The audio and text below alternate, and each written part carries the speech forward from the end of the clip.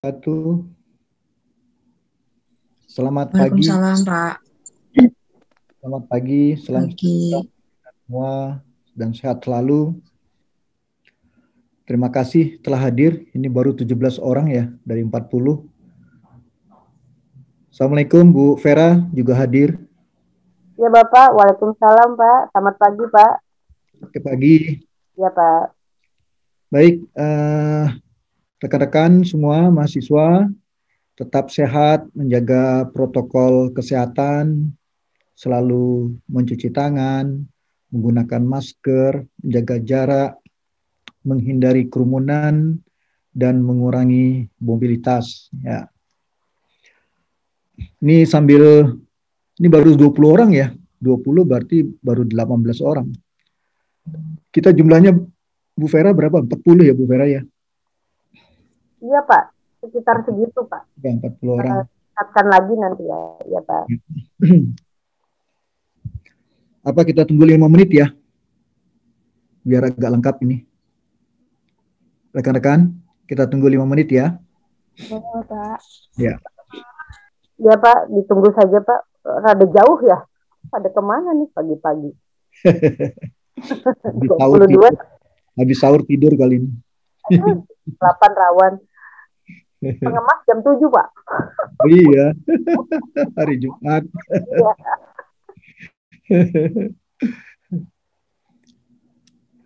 PowerPoint yang minggu lalu udah diterima ya Bu Vera ya? Halo Bu Vera. Iya Pak, sudah Pak. Iya Baik. Pak. Ya betul Pak. Nanti kita taruh di kos Pak. Ya. Ya Pak. Ini baru 23 orang, 21 berarti.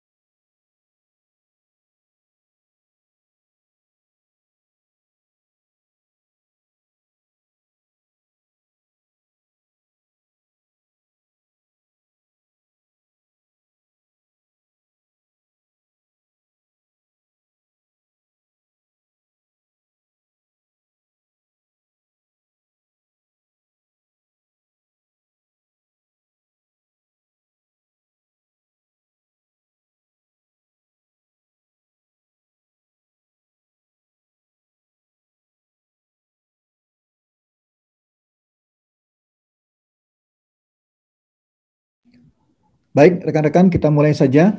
Assalamualaikum warahmatullahi wabarakatuh. Selamat pagi, salam sejahtera untuk kita semua. Pagi hari ini kita melanjutkan perkuliahan resiliensi komunitas ya. 2 minggu sebelumnya Ibu Vera sudah menyampaikan bagaimana pendekatan kuantitatif atau pengukuran di dalam resiliensi komunitas. Kemudian pada minggu yang lalu juga kita membahas bagaimana pendekatan kualitatif ya di dalam resiliensi komunitas. Ada bagusnya pada saat yang sama Anda juga mendapatkan mata kuliah MPK ya, metodologi penelitian kualitatif. Jadi relatif menyambung ya antara materi resiliensi. 2 minggu yang lalu kita mempelajari mengenai bagaimana sebenarnya kajian-kajian tentang resiliensi komunitas itu dilakukan, baik dengan pendekatan kuantitatif maupun dengan pendekatan kualitatif. Ibu Vera sudah menyampaikan dalam pendekatan kuantitatif lebih banyak menunjukkan bagaimana pengukuran-pengukuran dilakukan, sedangkan saya pada minggu yang lalu lebih banyak menjelaskan tentang pendekatan kualitatif yang menggambarkan bagaimana cara-cara pengumpulan data, kemudian mereduksi, ya, mengolah dan menganalisis data yang dilakukan bersamaan di lapangan, ya, dengan pendekatan-pendekatan kualitatif. Itu yang sudah kita bahas. Ya. Pada hari ini kita akan membahas tentang, kalau bisa dikatakan sebagai satu gerakan ya, jadi aksi kolektif atau collective action ya di dalam membangun resiliensi komunitas. Nah, jadi ini juga menjadi isu yang penting di dalam meningkatkan kapasitas adaptif ya sampai kepada membangun suatu resiliensi komunitas ya. Bagaimana upaya-upaya collective action itu menjadi sangat penting karena kita lebih banyak membahas di dalam konteks resiliensi komunitas ya. Jadi bagaimana aksi-aksi kolektif yang juga sebenarnya dalam perspektif sosiologi dia melandasi terbentuknya gerakan-gerakan sosial atau social movement ya. Tapi kita di sini membatasi bagaimana aksi-aksi kolektif itu kita telaah dan kita bahas, dan itu digunakan sebagai salah satu gerakan atau pendekatan di dalam membangun resiliensi komunitas. Apakah resiliensi komunitas nanti dilihat dalam tipe stability, recovery, atau sampai kepada transformation? Ya, itu yang coba kita lihat nanti di dalam pembahasan kita mengenai bagaimana collective action atau aksi-aksi kolektif dalam membangun resiliensi komunitas.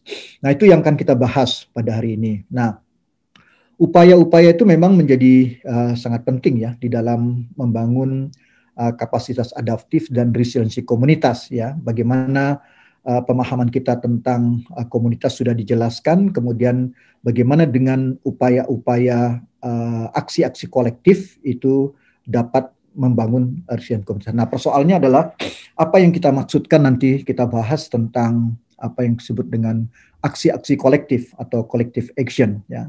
Banyak teori-teori atau konsep-konsep yang membahas tentang aksi kolektif, tapi tadi saya katakan paling tidak di dalam collective action itu sudah menggambarkan apa yang kita sebut dia juga sebagai basis ya terbentuknya gerakan sosial atau social movement. Kita lihat. Baik, saya coba share screen ya topik kita pada hari ini. Apakah terlihat rekan-rekan? Terlihat, Pak. Oke. Jadi ini kita masuk pada pokok bahasan yang ketujuh atau aksi kolektif atau collective action membangun resiliensi komunitas. Jadi bagaimana kita mengimplementasikan aksi-aksi kolektif di dalam membangun resiliensi komunitas. Ini deskripsi mata kuliah. Saya perlu membacakannya kembali untuk mengingatkan kita sebenarnya apa sih deskripsi mata kuliah kita itu. Setelah mengikuti materi kuliah ini, Anda mampu melakukan social assessment untuk mengevaluasi kapasitas adaptasi dan resiliensi komunitas ya dalam menghadapi gangguan atau bencana yang disebabkan oleh baik bencana alam, bencana non alam ataupun bencana sosial. Nah, mata kuliah ini membahas berbagai jenis atau gangguan bencana dan dampaknya pada komunitas, kemudian kita sudah mulai membahas pengertian resiliensi komunitas dan vulnerabilitas, sumber daya dan kapasitas adaptif, serta elemen-elemen pembangunan resiliensi komunitas, metode, social assessment dan social analysis secara kualitatif dan kuantitatif, dan membangun aksi kolektif sebagai strategi resiliensi komunitas. Jadi secara konseptual sebenarnya dalam deskripsi mata kuliah kita ini adalah bagian akhirnya ya, ada aksi kolektif sebagai strategi resiliensi komunitas. Minggu depan Ibu Nurmala akan merangkum semuanya ya, bagaimana perkuliahan kita ini, nanti kita lanjutkan dengan bagian praktikum ya di dalam resiliensi komunitas.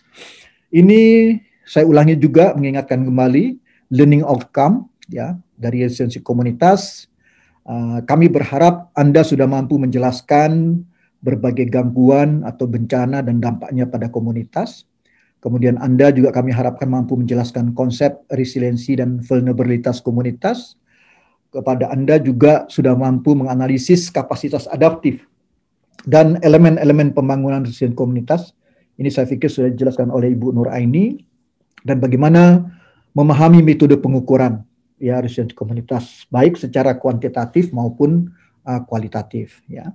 Kemudian terakhir ini kita mencoba bagaimana dalam materi ini memberikan kepada Anda agar Anda paling tidak ketika nanti di lapangan ya, apakah masih mahasiswa, insya Allah nanti setelah lulus mampu membangun resiliensi komunitas melalui aksi-aksi kolektif. Itu yang kita inginkan. Jadi ini learning outcomes ya resiliensi komunitas. Baik, pada kuliah ini ya akan kita bahas pokok bersahas yang pertama adalah pengertian aksi kolektif atau collective action ya. Kemudian yang kedua kita akan melihat apa yang dimaksud dengan kesiapan komunitas ya di dalam sebagai suatu saluran ya untuk mengimplementasikan aksi-aksi kolektif dalam membangun resiliensi komunitas. Kemudian yang ketiga adalah kita melihat mitigasi ya. Ini juga menjadi saluran-saluran bagaimana aksi kolektif itu dapat kita bangun dalam membangun resiliensi komunitas. Kemudian juga adalah community leadership ya, kepemimpinan komunitas yang bagaimana yang diperlukan di dalam menggerakkan aksi-aksi kolektif untuk membangun resiliensi komunitas. Kemudian yang kelima adalah modal sosial atau social capital.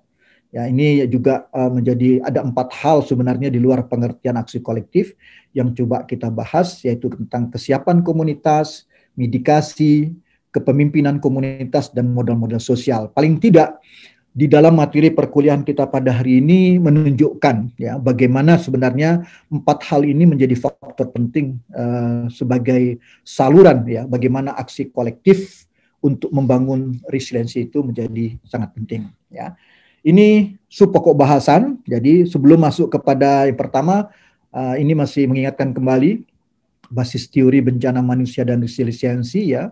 Jadi ada bencana kepada manusia, muncul resiliensi. Topik yang kita pahami adalah resiliensi komunitas. Ini yang kita coba pahami.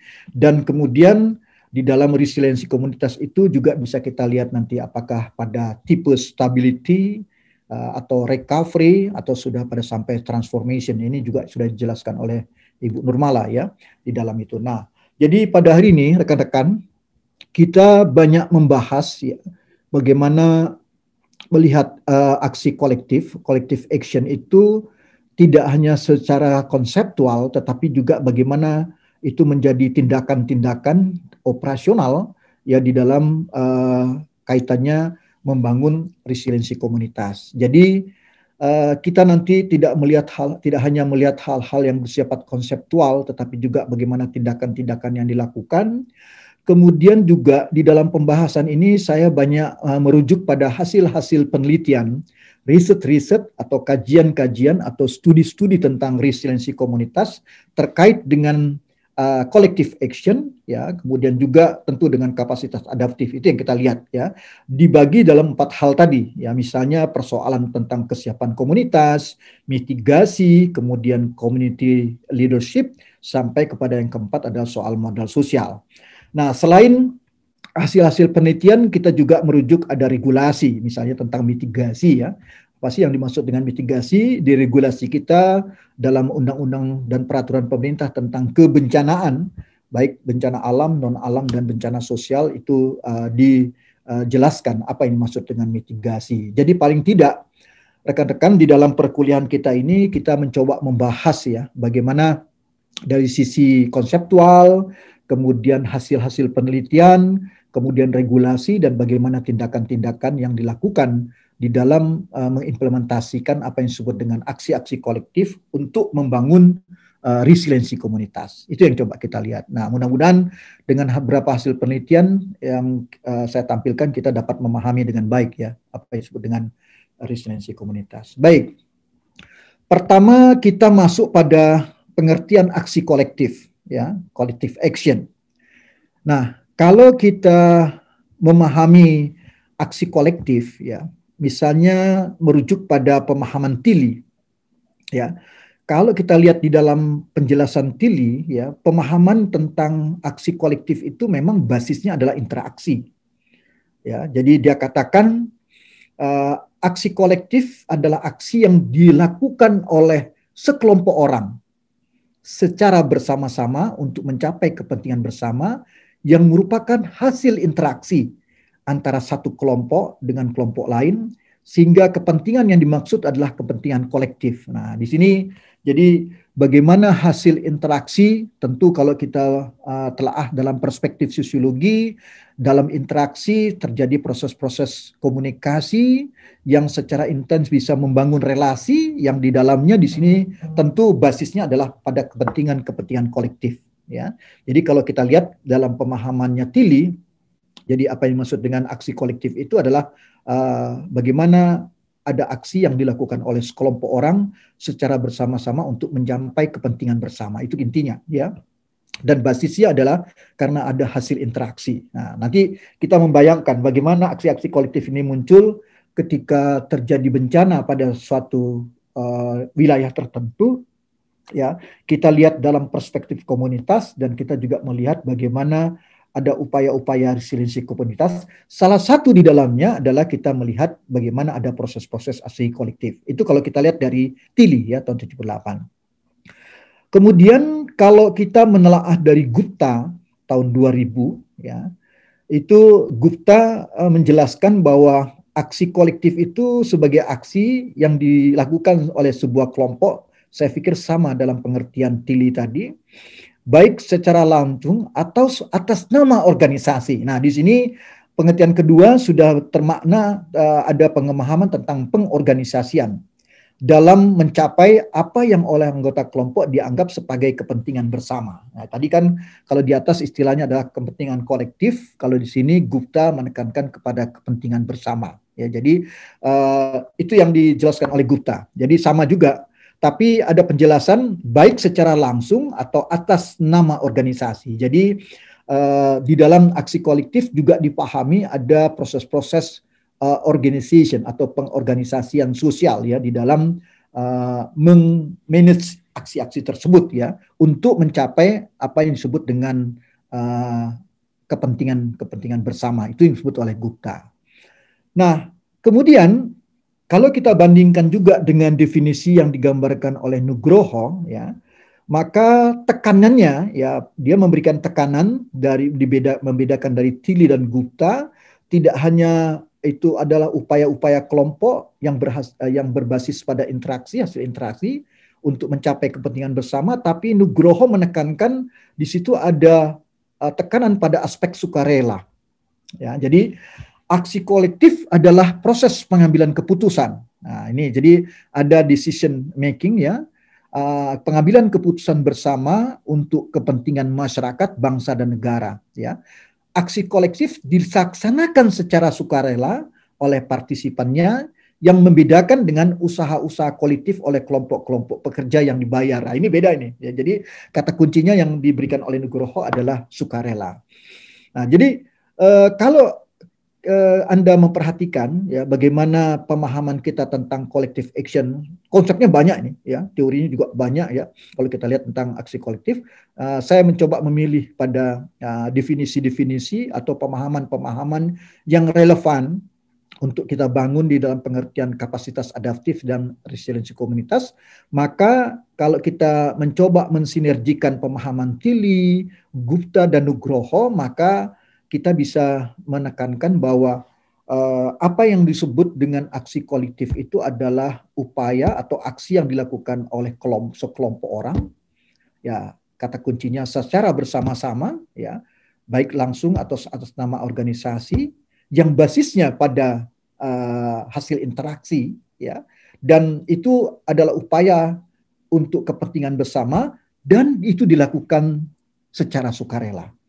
Itu yang kata kunci penting. Itu yang kita lihat dari pemahaman kita tentang aksi kolektif, ya. Jadi dia merupakan upaya-upaya atau aksi-aksi sekelompok orang yang dilakukan bersama-sama, ya, berdasarkan hasil interaksi, dilakukan dengan sukarela untuk mencapai tujuan berdasarkan kepentingan bersama, dan itu merupakan hasil interaksi. Itu yang dijelaskan kalau kita lihat dari Tilley, Gupta, dan Nugroho. Itu pemahaman kita, ya. Jadi tolong kalau kita melihat pada pengertian Nugroho, collective action itu dibedakan, ya, dengan prinsip sukarela, dibedakan dengan bagaimana ada usaha-usaha kolektif juga oleh sekelompok-kelompok orang atau pekerja yang dibayar. Nah, yang mungkin lebih disebut sebagai profesional gitu, ya, itu dibedakan sebagai bukan sebagai aksi kolektif dalam pemahaman yang disampaikan oleh Nugroho. Baik, itu tentang aksi kolektif.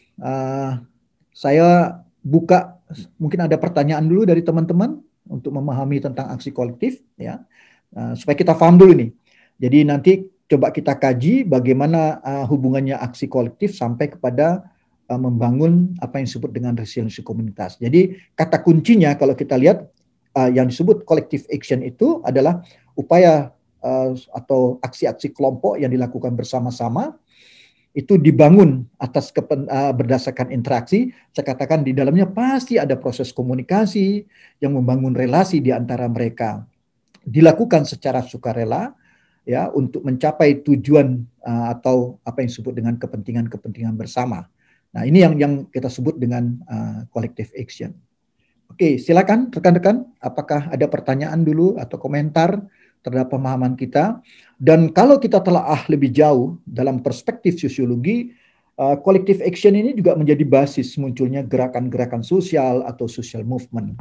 Tapi tadi dikatakan juga di dalam collective action itu bisa dilakukan secara langsung atau atas nama organisasi. Ya, mungkin kita juga bisa mentipologikan pengorganisasian sosialnya basisnya juga sukarela, bukan organisasi-organisasi yang profesional atau dibayar gitu, ya. Itu yang pekerja-pekerja bayar, bukan seperti itu. Itu yang disebut dengan aksi kolektif.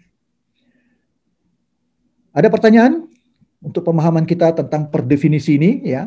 Jadi paling tidak dengan 3 definisi ini saya mencoba mengkaitkannya dengan nanti kita lihat apa pentingannya dengan apa yang kita sebut dengan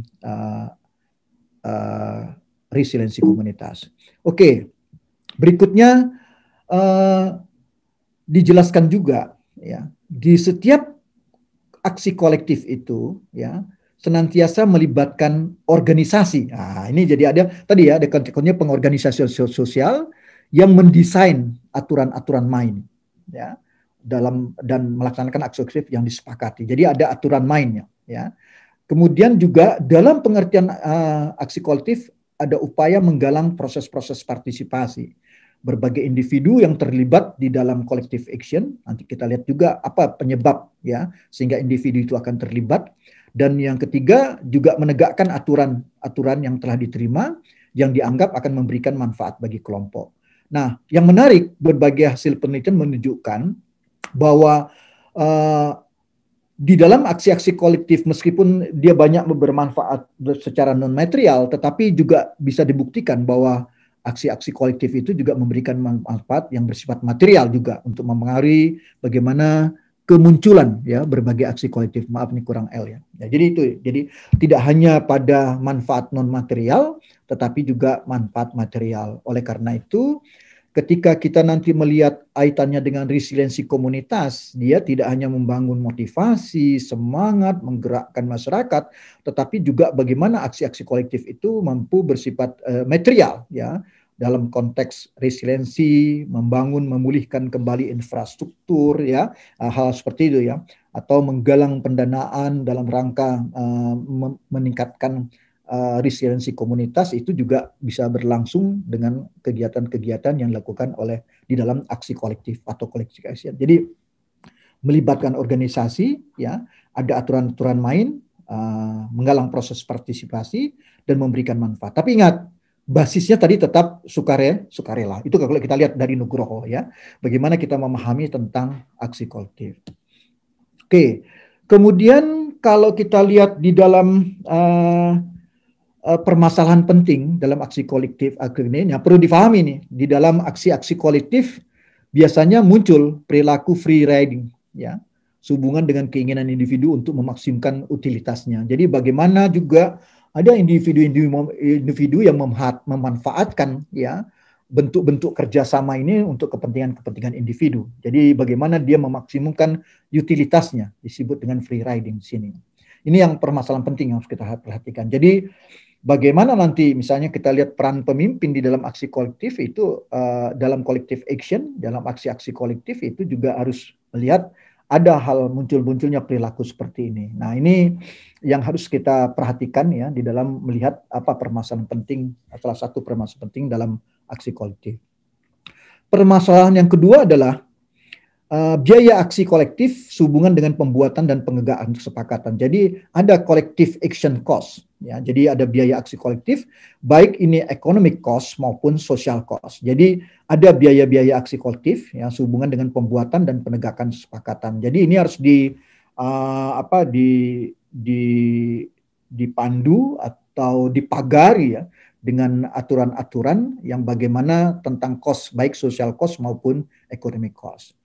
Kemudian di dalam permasalahan yang lain di dalam aksi kolektif adalah ukuran kelompok atau group size-nya. Jadi bisa saja aktivitas-aktivitas, tindakan-tindakan bersama itu dimulai dengan kelompok-kelompok kecil, kemudian berkembang. Nah, ini menjadi perlu perhatian karena semakin besar kelompok, ukuran grup semakin besar, size-nya semakin besar, maka dalam konteks itu manajemen, ya, dalam konteks aksi kolektif itu semakin penting, ya, karena sampai sejauh mana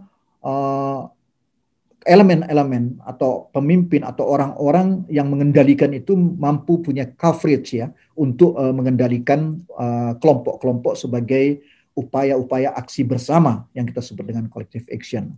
Jadi free riding, collective action cost, baik ekonomik maupun social cost, kemudian juga perkembangan group size, dan yang keempat adalah koordinasi antar pelaku. Nah, di sini kata kunci koordinasi tadi saya katakan, karena basisnya interaksi, juga ada hal penting untuk diperhatikan. Semakin besar, maka peran koordinasi semakin penting, ya, di dalam mempertautkan antar pelaku. Jadi ada interaksi, ada komunikasi, ada relasi. Dan bentuk-bentuk relasi itu diantaranya adalah bagaimana koordinasi.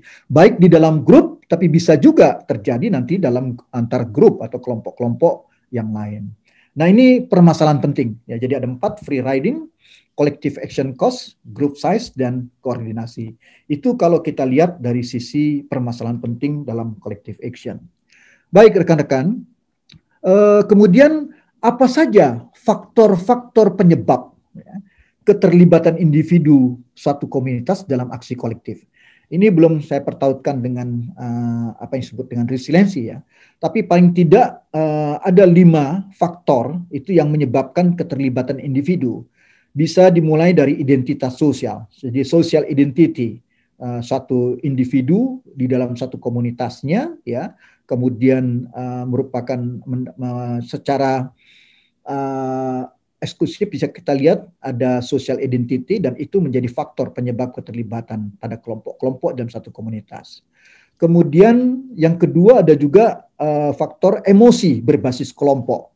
Jadi apalagi dalam komunitas bisa kita lihat nanti, ya, kalau kita kaitkan dengan bencana, ada kelompok-kelompok yang kita kategorikan mereka dari lapisan bawah, lapisan menengah, atau lapisan atas. Ketika terkena bencana, kita bisa melihat mana yang paling terdampak, ya. Kalau semuanya terkena, maka kita bisa melihat, ya, bagaimana pola-pola adaptasi sampai resiliensinya itu berbeda sama lain. Nah, oleh karena itu kita bisa melihat bagaimana setiap kelompok berbeda dan di situ membangkitkan emosi-emosi berbasis kelompok. Apakah tadi secara hierarki bisa kita lihat, kemudian juga secara horizontal bisa kita lihat kelompok-kelompok berdasarkan etnis, ya, berdasarkan jenis mata pencaharian yang ada di dalam satu komunitas itu bisa menjadi faktor penyebab keterlibatan.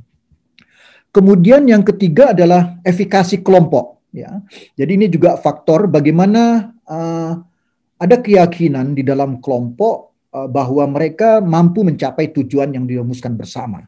Jadi ada keyakinan kelompok, efikasi kelompok. Nah, ini juga menjadi faktor penyebab keterlibatan. Jadi ada individu-individu yang melihat bagaimana dia yakin, ya, dengan kelompok itu dia punya keyakinan, ya, bahwa tujuan-tujuan bersama yang dirumuskan itu atau yang setelah mereka susun itu dapat dicapai.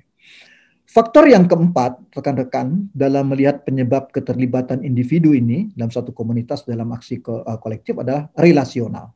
Nah, pola-pola relasi. Jadi kalau kita kembali dalam perspektif sosiologi melihat kata-kata relasi ini, ya tentu basisnya adalah interaksi, terjadi proses komunikasi, membangun relasi. Nah, relasi-relasi ini bisa kita lihat baik secara horizontal maupun vertikal. Ini juga menggambarkan, ya, bagaimana faktor keterlibatan individu itu dilihat, ya, sampai sebenarnya kuat relasi ini. Sebenarnya di sini juga nanti terkait dengan bentuk-bentuk modal sosial dan sebagainya. Dan yang kelima, faktor penyebab keterlibatan individu itu bisa disebabkan ikatan-ikatan moralitas, ya, di dalam satu komunitas, ya, ada ikatan-ikatan moral di antara mereka sehingga itu menjadi faktor, ya, menyebabkan individu terlibat di dalam suatu komunitas. Nah, itu rekan-rekan yang coba kita pahami, ya, di dalam konteks kita memahami bagaimana kita mengimplementasikan aksi-aksi kolektif dalam membangun apa yang kita sebut dengan resiliensi komunitas, ya. Jadi tadi saya sudah jelaskan per definisi, kemudian tadi kita lihat, ya, saya sudah jelaskan apa yang dilakukan dalam setiap aksi kolektif, ya. Jadi melibatkan pengorganisasian, kemudian yang ketiga tadi bagaimana permasalahannya, dan yang kemudian keempat bagaimana faktor penyebab keterlibatan individu. Nah, bisa kita lihat nanti di dalam kaitannya dengan resiliensi, apa yang menentukan individu itu terlibat. Identitas sosial, emosi berbasis kelompok, efikasi kelompok, relasional dan moralitas. Menurut saya itu sangat tergantung dari karakteristik masyarakatnya, komunitasnya, kemudian juga dari nature bencana yang berlangsung, ya, itu yang bisa juga kita lihat. Beda antara bencana alam, non alam sampai kepada bencana sosial yang kita lihat. Nah, ini pemahaman kita tentang apa yang disebut dengan aksi-aksi kolektif. Saya buka kepada rekan-rekan, mungkin ada pertanyaan, ya. Paling tidak kalau yang ngantuk, ya, bisa lebih cerah, itu bisa bertanya tentang apa yang saya jelaskan, ya. Silakan kalau ada pertanyaan. Izin bertanya, Pak. Ya, silakan. Coba Dinda, ya. Garnita. Garnita, ya. Silakan. Tadi Pak, tadi di poin yang permasalahan penting, ya Pak, mengenai biaya action kolektif, yaitu yang biaya aksi kolektif itu saya masih belum paham sih Pak sejujurnya. Tadi juga kalau tidak salah saya mendengar bahwa ada social cost dan economic cost. Ya. Nah, itu jadi, seperti apa ya Pak? Ya gini, jadi kalau kita lihat ini kan menjadi masalah penting. Bagaimana mengendalikan aksi-aksi kolektif itu pasti ada cost-nya. Ya kan gitu, ya. Nah, tadi cost-nya untuk apa? Misalnya untuk memagari bagaimana kesepakatan-kesepakatan yang sudah dibuat di dalam aksi-aksi bersama itu atau aksi kolektif itu, dan bagaimana upaya-upaya menegakkannya itu dapat berlangsung.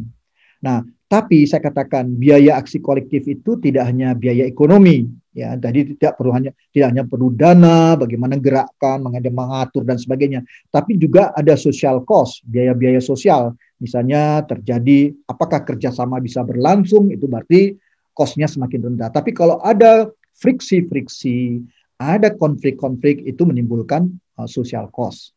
Itu Garnita yang saya maksud dengan biaya aksi kolektif. Nah, ini harus kita perhatikan. Jadi tadi saya katakan ada 4 hal penting tadi, ya, free riding, collective action cost, group size, sampai kepada koordinasi antar pelaku. Itu Garnita, bisa dipahami? Ya Pak, Baik, terima kasih.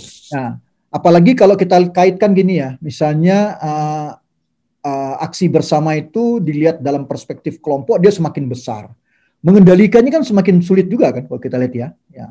Oleh karena itu cost-nya juga semakin besar. Tidak hanya economic cost, juga sampai social cost. Bahkan pada hal-hal tertentu ya dalam aksi-aksi kolektif bisa terbentuk juga sub-sub kelompok ya berdasarkan ikatan-ikatan yang kita sebut dengan relasional tadi itu bisa terbentuk seperti itu. Oke, ada yang lain rekan-rekan? Itu coba kita pahami apa yang kita sebut dengan collective action atau aksi-aksi bersama ya atau aksi-aksi kolektif. Ada pertanyaan? Oke, kalau tidak ada ya kita lanjutkan. Sekarang kita masuk pada pemahaman kita tentang bagaimana kita melihat tentang kesiapan komunitas. Tadi seperti saya jelaskan, sebenarnya pada topik ini kita ingin menempatkan ya bagaimana aksi-aksi kolektif itu bisa dibangun ya berbasiskan pada kesiapan komunitas untuk meningkatkan kapasitas adaptif dan menumbuhkan resiliensi komunitas. Itu yang diinginkan.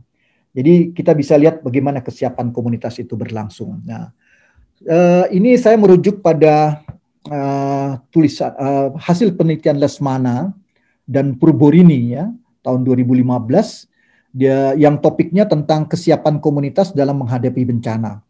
Nah, hasil-hasil penelitian Lesmana dan Purborini ini menunjukkan bahwa kesiapan komunitas itu adalah penting, terutama di daerah rawan bencana. Ya, jadi kalau kita lihat sekarang, misalnya kalau kita lihat antar negara itu Jepang dia, yang hampir setiap hari ada gempa bumi, ya, tidak selalu menimbulkan bencana, tapi mereka sudah mempunyai kesiapan-kesiapan baik secara individual di tingkat keluarga sampai kesiapan-kesiapan di tingkat atau di aras komunitas.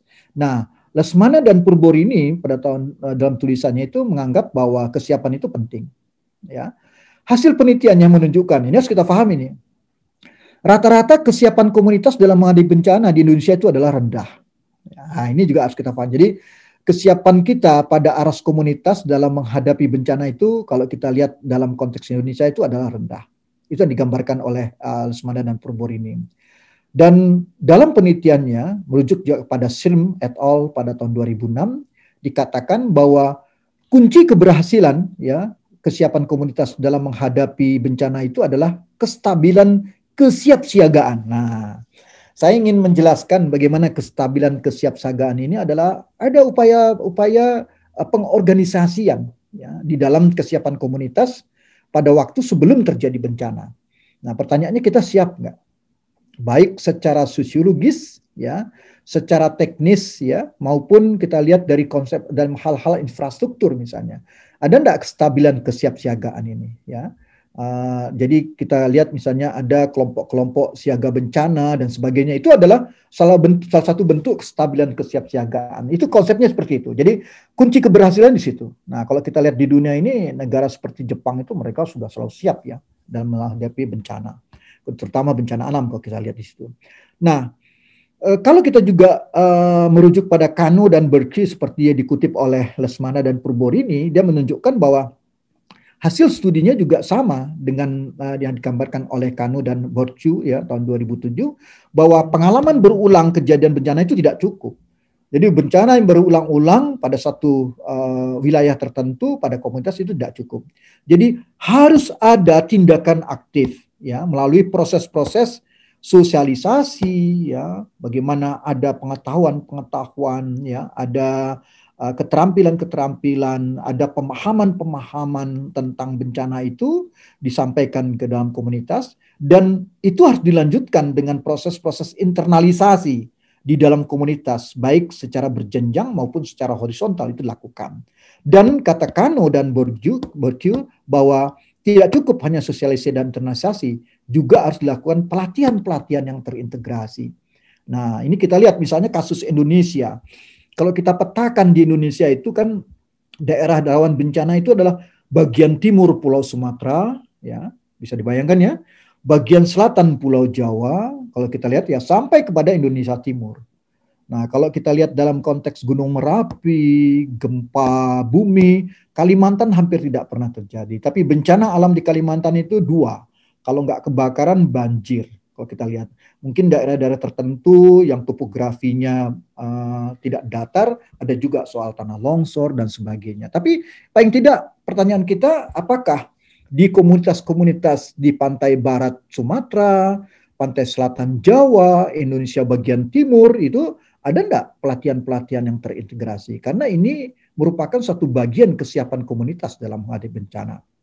Nah, kemudian yang kelima adalah kerjasama komunitas dan pihak luar komunitas perlu ditingkatkan. Jadi tidak hanya dalam kesiapan komunitas itu tidak hanya di dalam kerjasama dalam komunitas, tetapi juga dengan luar komunitas. Dan dikatakan di dalam risetnya Lesmana dan Purborini bahwa partisipasi dan pemberdayaan komunitas merupakan basis kesiapan komunitas dalam menghadapi bencana. Jadi artinya ada proses-proses yang partisipatif, upaya-upaya memberdayakan masyarakat sampai menimbulkan kemandirian secara community sehingga mereka mampu siap dalam menghadapi bencana. Itu kalau kita lihat ya dalam bencana Semeru. Tapi yang kita pegang ini rata-rata kesiapan komunitas kita dalam menghadapi bencana di Indonesia itu rendah. Ya. Jadi pertanyaannya, apakah ada kestabilan kesiapsiagaan? Apakah ada pelatihan-pelatihan terintegrasi? Mungkin sosialisasi oke. Proses internalisasi secara berjenjang dan horizontal oke.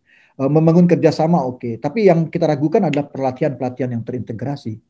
Dalam proses itu, kata Lesmana dan Purborini, basisnya harus pada membangun partisipasi dan pemberdayaan komunitas. Itu yang digambarkan ya oleh Lesmana dan Purborini.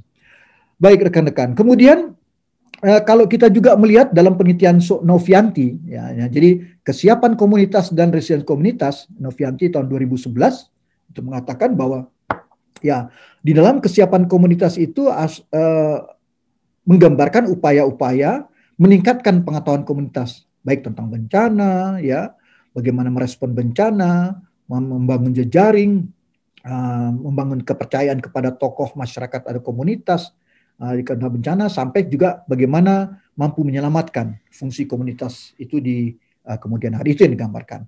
Nah, yang menarik dari penelitiannya Novianti, rekan-rekan, adalah ada analisis korelasi. Dia katakan terdapat hubungan yang signifikan antara resiliensi komunitas dan kesiapan komunitas. Ini risetnya di Ars Dusun. Ya.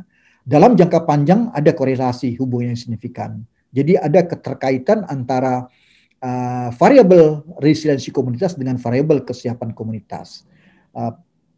Hipotesis yang berhasil dibangun dan dibuktikan oleh Novianti adalah bahwa semakin tinggi kesiapan komunitas di suatu wilayah, maka semakin tinggi resiliensi komunitas yang ditandai oleh kedamaian komunitas dusun, optimisme masa depan, juga dukungan dan partisipasi sosial masyarakat dusun yang di dusun pasca bencana.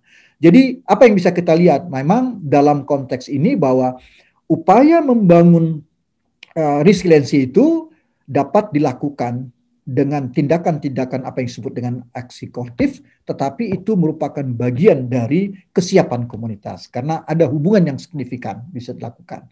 Nah ini menarik nih kalau kita lihat ya, sehingga nanti bisa kita lihat kalau kita ingin menuruni risiko bencana misalnya, maka salah satu yang disiapkan adalah kesiapan komunitas tadi. Ya itu yang dilakukan. Ini yang digambarkan oleh Novianti. Kemudian itu dua hal ya tadi ya. Jadi kalau kita lihat dari penelitiannya Lesmana ya, dan Purborini, kita katakan tadi bagaimana kesiapan komunitas tadi. Kemudian kalau di dalam penelitian Novianti lebih menekankan bahwa adanya hubungan yang signifikan. Nah dalam konteks ini ya rekan-rekan kita melihat bagaimana sebenarnya ya kalau kita lihat dalam hasil analisis itu bahwa di dalam konteks kesiapan komunitas, kalau kita rujuk pada Lesmana, sebenarnya ya kata kuncinya tadi ya berbasis partisipasi, membangun proses-proses pemberdayaan, itu adalah membangun, menciptakan kerjasama. Nah kerjasama ini kan tentu basisnya pada relasi sosial ya, jadi interaksi dan proses-proses komunikasi itu dibangun. Nah ini kata kuncinya. Nah, bagaimana kerjasama itu mampu menumbuhkan, kalau kita rujuk pada Schirm et al. 2006, itu disebut dengan kestabilan kesiapsiagaan. Tapi di dalam proses-proses kesiapan komunitas ini dikatakan tidak cukup dengan sosialisasi dan internalisasi, harus ada pelatihan yang terintegrasi. Ya, nah ini yang penting kita lakukan. Ya, di kita ini masih relatif lemah kalau kita lihat ya dalam proses-proses bagaimana kita membangun kesiapan komunitas. Ya, sekali lagi tadi katakan yang menarik adalah penelitian Novianti. Dia mengatakan ada hubungan yang signifikan. Semakin tinggi kesiapan komunitas di suatu wilayah, maka semakin tinggi resiliensinya. Nah, nanti bisa kita lihat dalam berbagai penelitian. Apakah mungkin dalam perbedaan karakter bencana, kemudian juga dengan bagaimana dengan struktur sosial komunitas, masyarakat dalam satu komunitas, bagaimana pola-pola kebudayaan sampai pola-pola adaptasi itu menentukan juga bagaimana kesiapan komunitasnya. Ya, nah di sini bisa menjadi telaahan kita sebenarnya pengertian semakin tinggi resiliensi komunitas itu apakah dalam tipe stability tadi ya atau recovery atau sudah sampai kepada tipe-tipe transformation itu kita lihat. Nah, jadi kalau kita lihat tadi dikatakan yang menarik ya bahwa kejadian bencana berulang-ulang itu nggak cukup ya nggak cukup itu kalau dikatakan tadi oleh Purborini ya. Dan cukup harus ada satu proses sosialisasi, internalisasi sampai kepada pelatihan-pelatihan yang terintegrasi. Oke, rekan-rekan, ini pemahaman kita tentang kesiapan komunitas. Yang harus kita pahami, kita di Indonesia dinilai relatif lemah. Ya, jadi kalau kita lihat, misalnya tadi saya katakan, di mana sih daerah-daerah rawan bencana alam di Indonesia itu? Kalau kita lihat, pantai barat Sumatera, dari ujung utara sampai selatan, kemudian pantai selatan Jawa, ya, pesisir Jawa, selatan, kemudian Indonesia Timur. Kalau kita lihat ya, itu adalah daerah-daerah rawan bencana. Pertanyaannya, adakah proses sosialisasi dilakukan? Adakah proses internalisasi sampai bentuk-bentuk pelatihan yang terintegrasi yang berbasis pada meningkatkan partisipasi dan pemberdayaan dan intinya adalah membangun kerjasama. Ini yang penting. Meskipun sebenarnya kita lihat secara sosiologis dalam struktur sosial masyarakat kita, pola-pola kebudayaan, kegiatan-kegiatan kerjasama itu sebenarnya kuat. Tapi dalam konteks bencana nanti dulu kita lihat ya, ini seperti apa yang terjadi dalam masyarakat kita. Itu penting ya kita perhatikan. Jadi dalam perspektif survei gotong royong ya. Tapi kalau kita lihat di daerah perkotaan, nah, ceritanya sudah lain dibandingkan di urban dan di rural area, itu menjadi berbeda. Oke, rekan-rekan, itu salah satu yang saya jelaskan tadi. Bagaimana aksi kolektif dalam hubungannya dengan resiliensi komunitas itu bisa melalui proses-proses aksi kolektif bermain atau berperan di dalam kesiapan komunitas. Ya, jadi ini menjadi penting ya kesiapan komunitas dalam menghadapi bencana untuk kemudian membangun resiliensi. Oke, dalam sampai ini ada pertanyaan rekan-rekan ketika kita melihat persiapan komunitas. Nah, kalau dalam persiapan komunitas itu kita lihat, kita pandang dari perspektif atau dari sudut pandang masyarakat, ya. Maka yang kedua kita melihat dalam konteks mitigasi, ya. Kita lihat dalam konteks mitigasi. Jadi kalau kita lihat yang kedua adalah mitigasi. Nah, ini kalau kita lihat mitigasi, ya, kalau kita lihat dalam pasal 1 ayat 6 Peraturan Pemerintah Nomor 21 tahun 2008 tentang penyelenggaraan penanggulangan bencana, itu kan mitigasi bencana kan adalah serangkaian upaya untuk mengurangi risiko bencana baik melalui pembangunan fisik maupun penyadaran dan peningkatan kemampuan. Jadi tidak hanya hard ya, tapi juga yang soft ya. Penyadaran, peningkatan kemampuan menghadapi ancaman. Itu kalau kita lihat dalam regulasinya ya. Itu risiko. Jadi kalau tadi kesiapan komunitas kita lihat dari sisi pandangan komunitas ya, bagaimana mereka siap atau tidak. Ya, di sini adalah bagaimana kita melihat adanya upaya-upaya untuk mengurangi risiko bencana. Tentu ini kalau kita lihat pengertian mitigasi itu kan dikatakan adalah upaya untuk mengurangi risiko bencana, baik melalui pembangunan fisik maupun penyadaran peningkat sama ya kalau kita lihat. Nah, tujuan utamanya tadi dengan adanya mitigasi bencana adalah mengurangi risiko cedera dan kematian pada masyarakat atau timbulnya korban jiwa. Ini kalau kita lihat pada risetnya Nugroho 2020 ya. Nah, ini yang disebut dengan mitigasi bencana. Jadi kalau kita lihat di dalam regulasi pengertian mitigasi bencana dalam konteks resiliensi komunitas, dalam konteks komunitas, memang ini adalah peran-peran yang banyak dimainkan oleh government. Ya, bagaimana mitigasi bencana ini? Jadi ada kebijakan-kebijakan, ada strategi-strategi, ada program-program, sampai aksi-aksi, ya. Bagaimana mitigasi bencana itu untuk mengurangi risiko bencana. Salah satu di antaranya, pertanyaannya adalah, sampai sejauh mana sebenarnya regulasi seperti undang-undang tentang bencana alam, tentang bencana, kemudian tentang penyelenggaraan penanggulangan bencana itu menciptakan ruang, ya, bagi partisipasi komunitas, ya, di dalam mitigasi bencana. Itu menjadi penting. Kalau tidak, nanti semuanya tergantung oleh peran-peran dan pembiayaan dan pemikiran-pemikiran yang datang hanya dari pemerintah. Padahal upaya-upaya melihat mengurangi risiko bencana itu bisa juga dilihat dari perspektif masyarakat. Ada pengetahuan-pengetahuan lokal atau indigenous knowledge yang dapat dibangun sebenarnya, tapi memang harus difasilitasi, ya. Bagaimana melihat tanah longsor, ya, banjir dan sebagainya, itu juga perlu dilihat. Meskipun kalau kita lihat di berbagai tempat ada juga daerah-daerah yang sering mengharapkan adanya banjir. Misalnya di daerah Riau itu ada satu sungai, mereka berharap terjadi banjir setiap tahun. Kenapa? Karena mereka berharap kalau ada banjir, maka kayu-kayu log atau logging yang ada di hulu, apakah itu penebangan secara formal legal atau informal tidak legal, itu hanyut dan mereka bisa mendapatkan kayu-kayu yang hanyut dan itu menjadi pendapatan tahunan, ya. Itu menarik juga. Jadi maka di situ kita lihat ini risiko bencana atau berkah bagi mereka. Nah, ini menarik juga kita lihat, ya, dalam konteks tadi. Oke, itu tentang mitigasi bencana. Nah, kemudian kita lihat penelitian. Misalnya penelitian Niam dan Ardianto tahun 2013. Topiknya misalnya kita lihat mitigasi bencana, kolaborasi dan sinergitas. Jadi bagaimana di dalam mitigasi bencana itu sebenarnya juga mengupayakan satu aksi-aksi kolaborasi dan sinergitas, ya, untuk membangun aksi-aksi kolektif. Nah, di dalam penelitian Niam dan Ardianto pada tahun 2013, rekan-rekan ini bisa dilihat di sini. Dia katakan bahwa mitigasi bencana dan pengurangan risiko bencana yang dipersiapkan oleh komunitas dalam kerja-kerja pengorganisasian sosial berhasil membangun aksi-aksi pengurangan bencana secara kolaboratif, ya, sesuai dengan peran-peran masing-masing elemen dan komunitas. Ini penelitiannya. Jadi dengan mitigasi bencana sebenarnya ada ruang, ya, ternyata mampu membuka peran-peran dari pengurangan bencana secara kolaboratif dari masing-masing elemen dalam komunitasnya.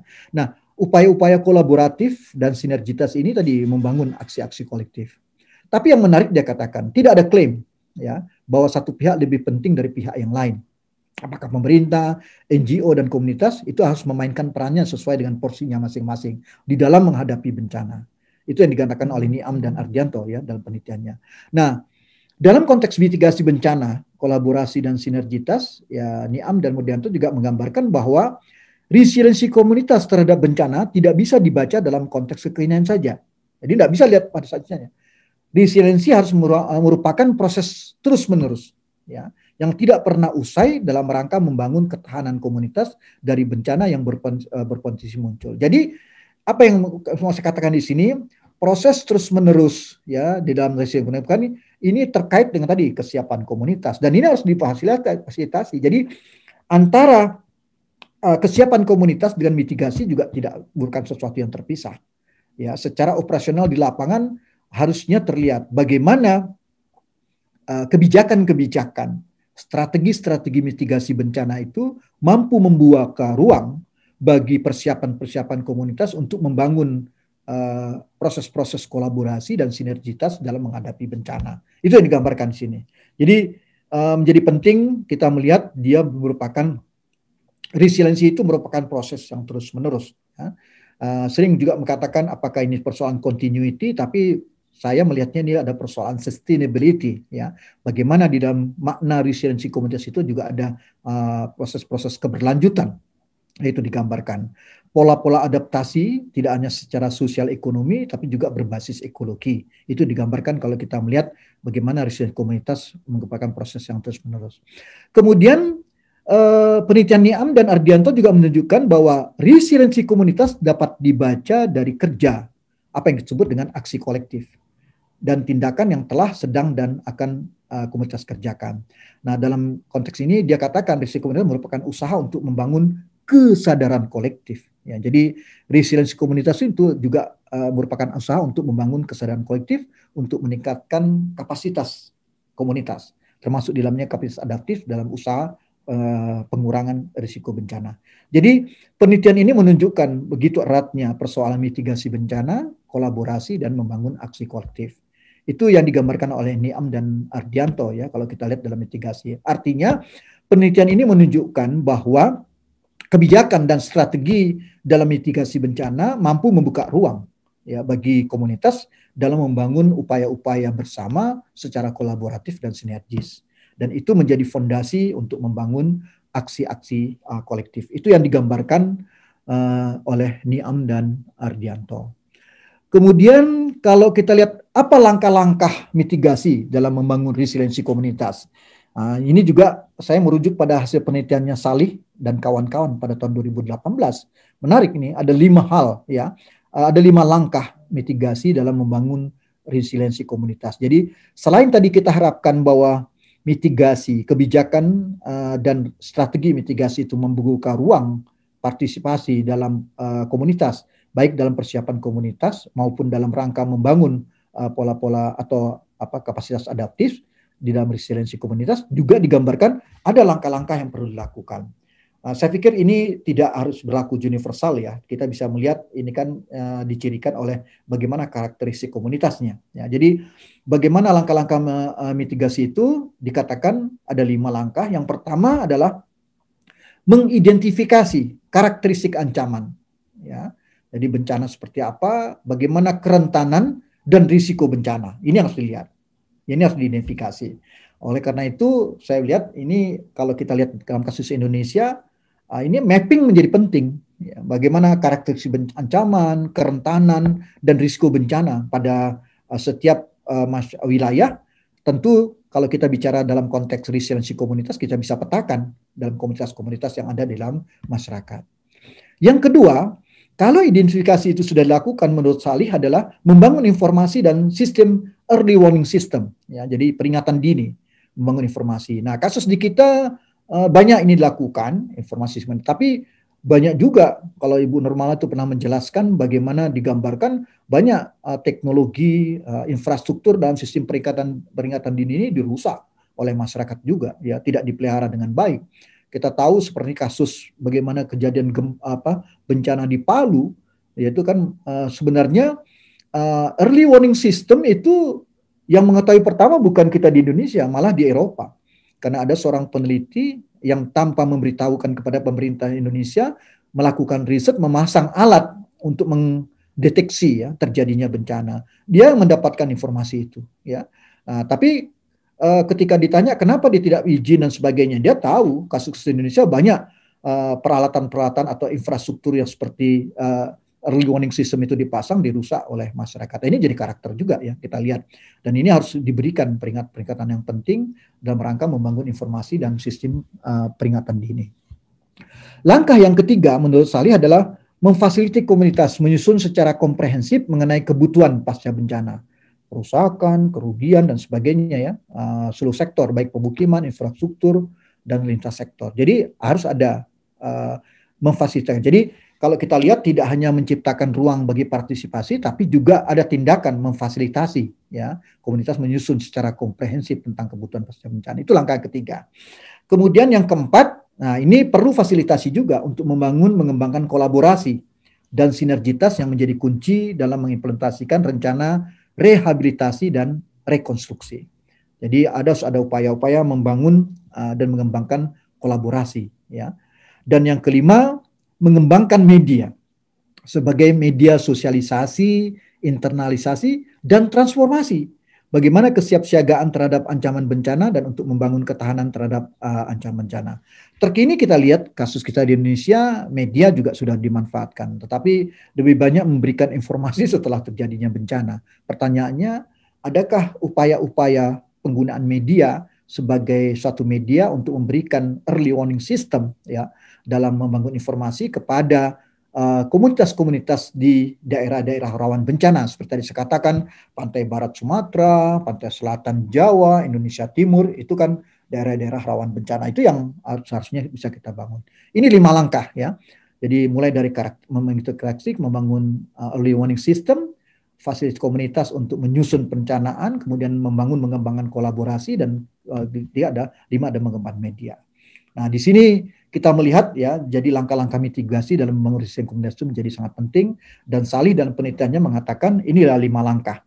Dalam risetnya dia menunjukkan dengan langkah-langkah seperti ini dapat dilakukan upaya-upaya mengurangi risiko bencana. Dalam hal lain adalah mampu meningkatkan kapasitas adaptif dan membangun resiliensi komunitas. Itu yang dilakukan oleh Sahil. Nah, Susilo juga melakukan riset tentang mitigasi bencana dan aksi kolektif dalam membangun resiliensi komunitas. Dia katakan ya, mitigasi bencana sebagai aksi kolektif itu ada 5 hal yang harus diperhatikan. Perjelas konsep dan tujuan mitigasi bencana. Nah, tapi jangan dilupakan partisipasi warga ya, cara-cara mengurangi korban, siapa aktor yang terlibat, dan bagaimana model penanganannya, itu harus diperjelas konsep-konsep itu. Dan dijelaskan oleh Susilo bahwa konsep-konsep tujuan mitigasi bencana ini tidak harus top down. Harus ada tadi sinergitas antara pendekatan top down dan bottom up, antara pandangan-pandangan teknokratis dan partisipatif itu harus kita bangun. Jadi tidak hanya pemikiran-pemikiran ahli, tetapi bagaimana pemikiran-pemikiran secara partisipatori ya, tentang kearifan lokal ya, pengetahuan-pengetahuan lokal itu atau Indonesianisme itu menjadi penting. Itu yang penting dalam mitigasi bencana sebagai aksi kolektif. Kemudian sebagai aksi kolektif juga dikatakan oleh Susilo perlu pemahaman karakteristik komunitas, sosiokultural komunitas, persepsi komunitas terhadap bencana, kesiapan dan penanggulangannya. Jadi kita hati-hati juga untuk memahami persepsi komunitas nih terhadap bencana, kesiapan dan penanggulangannya. Tadi seperti kasus di Riau itu, di salah satu sungai di Riau itu, ya ada persepsi komunitas yang kalau banjir itu kita lihat sebagai suatu persepsi bencana, tapi bagi mereka bisa menjadi berkah. Nah, ini pemahaman karakteristik seperti ini ya secara ekstrim perlu kita perhatikan.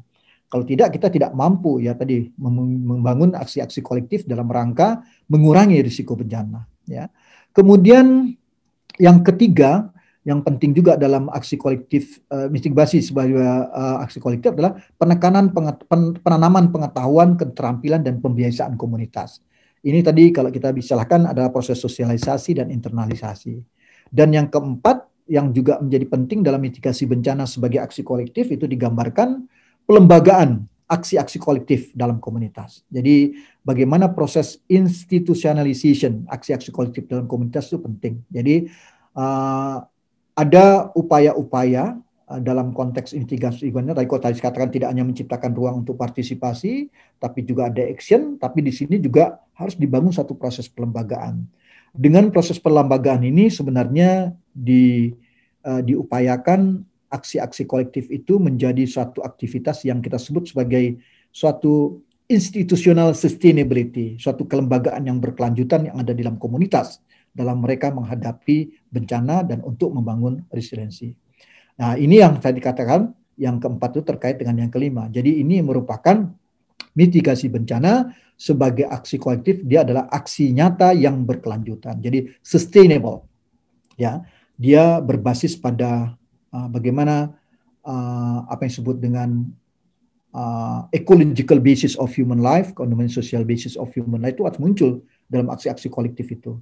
Dan di sini tentu standar minimalnya bencana sudah berlalu, maka ada upaya-upaya meningkatkan kemampuan melalui penyediaan kebutuhan dasar manusia sebagai syarat ya, yang terganggu karena proses bencana. Jadi ini harus menjadi aksi yang berkelanjutan. Nah, apa intinya kalau kita lihat penelitian Susilo sebagai aksi kolektif bahwa tidak hanya memahami tentang konsep karakter masyarakat ya, tapi juga pelembagaan sampai menciptakan, kalau saya mengistilahkan munculnya aksi nyata yang berkelanjutan itu memunculkan bahwa aksi-aksi kolektif itu menjadi suatu institutional sustainability, menjadi suatu kelembagaan yang berkelanjutan dalam proses-proses menghadapi bencana. Oke, itu yang kedua ya. Kita lihat bagaimana kita menempatkan apa tadi mitigasi. Jadi kalau kesiapan komunitas itu dari sisi community, tapi kalau mitigasi ada peran pemerintah. Ya, dengan policy atau kebijakan strateginya mampu nggak dia menciptakan ruang. Ternyata tidak hanya itu, tapi harus juga ada dilihat bahwa mitigasi itu pun dilihat sebagai aksi-aksi kolektif yang harus bertumpu pada apa yang disebut dengan bahwa aksi-aksi itu harus muncul sebagai suatu aktivitas yang berkelanjutan. Jadi sustainability menjadi penting dalam proses mitigasi. Nah, ini yang harus dibangun ya dalam proses. Jadi tadi saluran pertama bisa melihat dari kesiapan komunitas, saluran kedua adalah dalam proses mitigasi. Riset yang tadi digambarkan ternyata mitigasi juga mampu membuka ruang. Tapi itu tidak cukup. Ya, harus ada aktivitas-aktivitas pelembagaan dari aksi-aksi kolektif itu sehingga memunculkan suatu aksi-aksi nyata yang bersifat sustainable atau berkelanjutan. Nah, ini tentu ya kalau saya tadi bercerita tentang sustainable, kita juga bisa melihat bagaimana 17 item dari SDGs itu juga ada keterkaitan dengan persoalan-persoalan bencana ya kalau kita lihat ya. Ini yang kedua. Oke, saya buka ruang diskusi ya. Tadi yang pertama adalah tentang kesiapan komunitas. Yang kedua adalah persoalan mitigasi sebagai suatu saluran ya bagaimana aksi kolektif itu dapat dilakukan untuk meningkatkan kapasitas adaptif dan membangun resiliensi komunitas. Silakan, ada pertanyaan?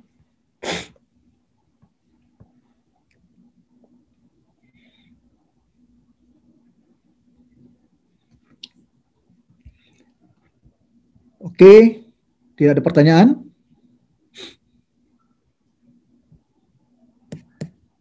Baik, rekan-rekan. Nah, yang ketiga adalah kita melihat tentang kepemimpinan komunitas.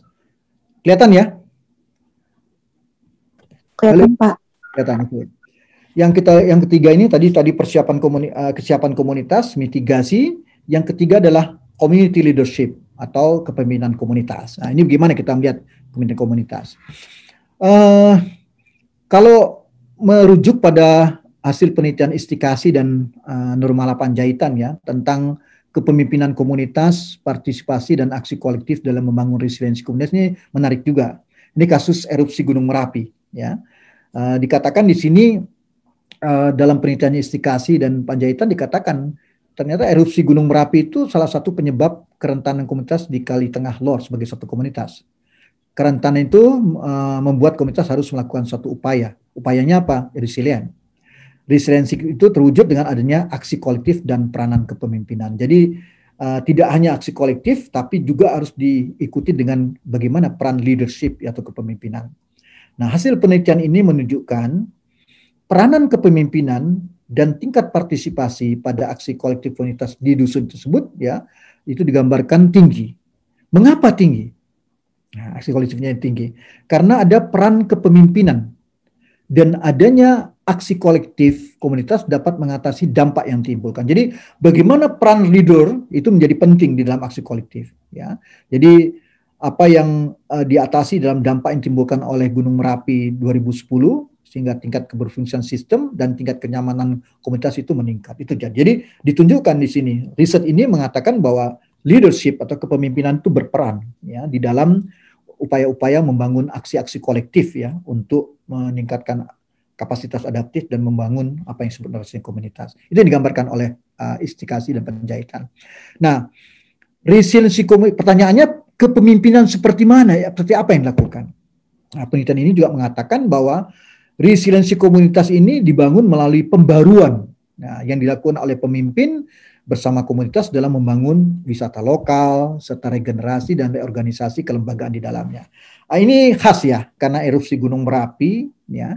Jadi kalau kita lihat dalam erupsi Gunung Merapi ini mungkin dalam suatu periode tertentu bisa terjadi berulang-ulang ya kalau kita lihat ya dalam erupsi Gunung Merapi, dan ketika terjadi bencana tentu membawa persoalan, permasalahan dan permasalahan bagi orang yang terdampak. Tapi setelah selesai bencana kalau kita lihat secara secara alami tanah semakin subur ya, mampu meningkatkan pertanian, kemudian juga mampu membangun wisata lokal ya, dan di sini dikatakan kepemimpinan yang berlangsung adalah suatu kepemimpinan yang menggunakan pembaruan. Itu yang dikatakan. Nah, kalau kita lihat pengertian-pengertian pembaruan terkini ini, kita melihat nanti dari sisi pemimpin, tidak hanya kemampuan melakukan proses transformasi, tapi juga pemimpin-pemimpin yang mampu melakukan pembaruan itu harus punya inovasi, ya. Dan dia juga dikatakan sebagai digital leadership, ya. Nah, ini tren terkini, ya. Apalagi tadi membangun wisata lokal, ya, serta regenerasi dan reorganisasi kelembagaan di dalamnya, juga memunculkan apa yang disebut dengan sustainability leadership, ya, kepemimpinan yang berkelanjutan. Itu hal-hal yang penting dilakukan dalam konteks pembaruan. Kalau kita terjemahkan apa yang dilakukan oleh Istikasi dan Panjaitan dalam 2017 ketika melihat pada tapi hal ini menjadi khas karena saya mengatakan bahwa ini erupsi Gunung Merapi. Beda nanti kalau dengan banjir, ya, gempa bumi, kebakaran, ya, itu beda kalau kita lihat tanah longsor dan sebagainya. Ini kasus. Tapi paling tidak di sini menunjukkan bahwa dalam membangun aksi kolektif itu memang diperlukan pemimpin yang kuat. Dalam istilah Istikasi dan Panjaitan diperlukan suatu pembaruan yang dilakukan oleh pemimpin. Nah, di sini kalau kita belajar nanti di KOK bagaimana style kepemimpinan, ya, gaya kepemimpinan, tapi di dalam penelitian ini dikatakan pembaruan harus dilakukan. Nah, tadi saya katakan tidak hanya dia harus mampu melakukan proses transformasi, memimpin proses transformasi, tapi harus punya inovasi dan dia juga punya kemampuan-kemampuan yang kita sebut sebagai digital leadership maupun sustainable leadership. Jadi pemimpin-pemimpin yang berkelanjutan, yang punya visi ke depan melihat bagaimana proses-proses adaptasi baik secara ekologis maupun secara sosial ekonomi. Itu kalau kita lihat dalam penelitian Istikasi dan Panjaitan. Kemudian aksi kolektif komunitas ini juga tergolong tinggi, ya, karena tingkat partisipasi pemimpin dan anggota komunitas tinggi. Jadi ini faktor kedua, tidak hanya leadership tapi tingkat partisipasi juga penting. Nah, dikatakan dalam penelitian ini bahwa setiap aksi kolektif selalu ada keterlibatan pemimpin dan anggota komunitas seperti dalam hal pemikiran, tenaga, uang, dan peralatan. Dan jenis ini merupakan fungsi-fungsi yang menarik, ya, dari pemimpin dalam memecahkan persoalan-persoalan, tidak hanya persoalan-persoalan membangun kesadaran, tetapi juga memperbaiki, menyempurnakan infrastruktur. Nah, yang penting juga, ya, selain tadi pembaruan, membangun partisipasi dan pemimpin selalu terlibat dalam proses, dikatakan juga bahwa di dalam dusun Kali Tengah Lor ini digambarkan kerjasama antara pemimpin dengan pihak lain berperan dalam mengurangi dan memperbaiki dampak erupsi Gunung Merapi. Nah, di sini saya tunjukkan bagaimana kepemimpinan dalam mengelola bencana, ya, yang meliputi mulai dari perencanaan yang dilakukan oleh pemimpin dalam pengelolaan bencana itu membangun komunikasi dan penggunaan teknologi informasi yang tepat, sehingga itu menjadi suatu basis untuk pengambilan keputusan yang dilakukan oleh pemimpin. Tadi saya katakan, memang tuntutannya juga diperlukan digital leadership, ya, yang punya kemampuan seperti itu. Itu tren sekarang kalau kita lihat. Nah, jadi artinya kepemimpinan selain pembaruan mampu menumbuhkan partisipasi, pemimpin selalu terlibat dan mampu membangun kerjasama. Dan itu sekarang trennya tidak hanya dalam konteks bagaimana mengelola bencana yang meliputi perencanaan, tapi juga bagaimana membangun komunikasi dengan penggunaan teknologi informasi. Yang tadi saya katakan diperlukan apa yang disebut dengan digital leadership, itu yang kita katakan. Kemudian sama, ya, jadi peran pemimpin menonjol itu karena adanya proses komunikasi dan teknologi informasi yang tepat.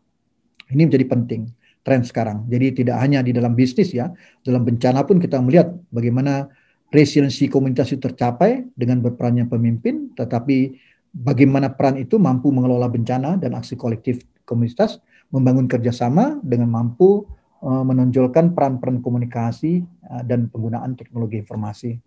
Sehingga dikatakan juga dalam penelitian ini bahwa resiliensi komunitas itu merupakan resiliensi transformatif. Nah, jadi jadi dia mampu juga membangun suatu proses-proses transformatif yang dilihat dari pembaruan dilakukan oleh pemimpin. Itu yang katakan tadi transformation leadership juga menjadi penting, ya, di dalam proses-proses kepemimpinan.